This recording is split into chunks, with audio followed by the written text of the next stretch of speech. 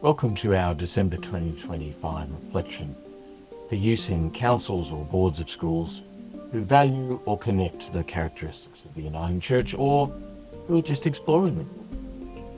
Once again, we ask why this reflection. As the year draws to a close, many boards are deep in review mode, checking plans, assessing results, preparing reports.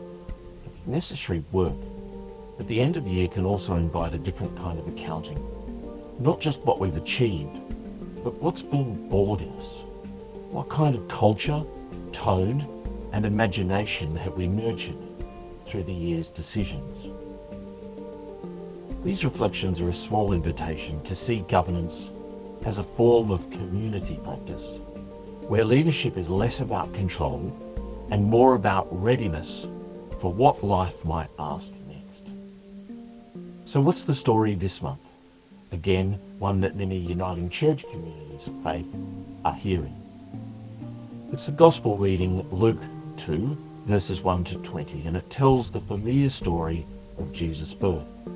Yet when we pay attention, it unfolds with surprising texture.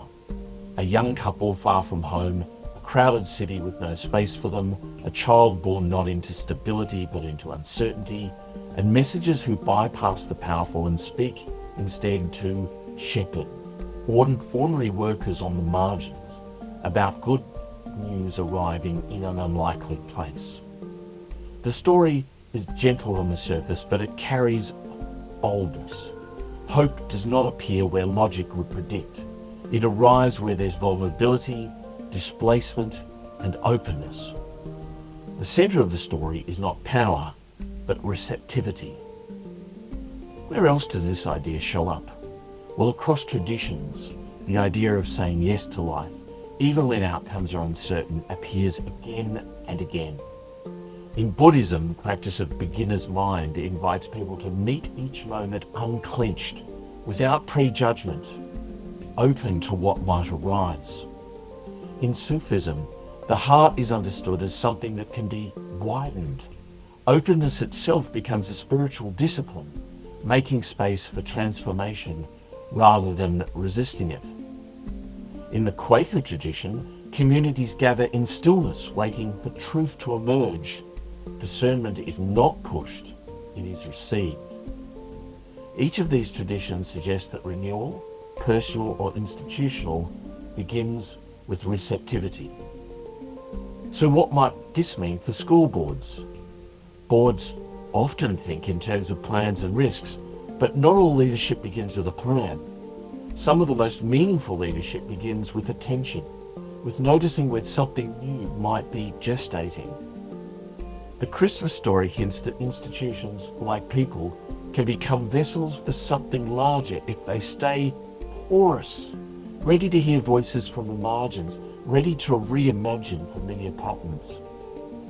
Two Uniting Church characteristics for conversation in schools resonate here: embracing diversity of faith, cultures and languages, because real listening gives shape to new possibilities. Schools that welcome a range of perspectives honour the chance that truth might emerge from unexpected places. In spiritual development and well-being, openness is not just procedural, it begins in the interior life. Boards that nurture reflection, depth and attentiveness often become more receptive to emerging insights and more grounded in wise discernment. These characteristics suggest that governance at its best doesn't just manage what is, it makes room for what could be born. So a few questions to sit with, not for immediate answers, but perhaps to accompany this meeting as we go along. Where might something new, something not yet fully visible, try to emerge in our school's life? What does courage, receptivity, what do they look like for a seasoned board?